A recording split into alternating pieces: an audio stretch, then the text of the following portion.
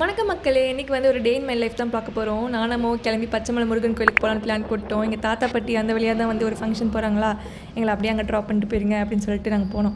அங்கே போகிற வழியில் வந்து பார்த்திங்கன்னா கரும்பு ஜூஸும் இந்த பருப்பு வடை மிளகா பஜ்ஜி வாங்கினோம். செம்ம டேஸ்ட்டு, மூணுமே நல்லா இருந்தது.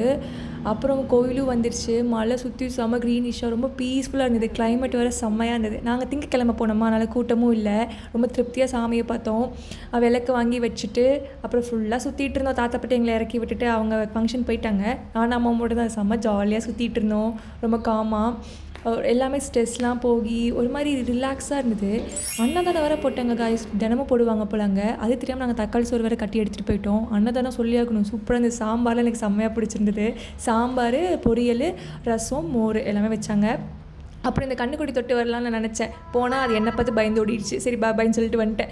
அப்புறம் நான் எங்கள் தாத்தா பாட்டி வர வரைக்கும் நான் அம்மாவும் சும்மா அந்த மாதிரி கிளிப்ஸ்லாம் எடுத்துகிட்டு ஃபன் பண்ணிகிட்டு இருந்தோம். அந்த டேவே ரொம்ப சூப்பராக போச்சு. கிளைமேட்டும் செம்மையாக இருந்தது.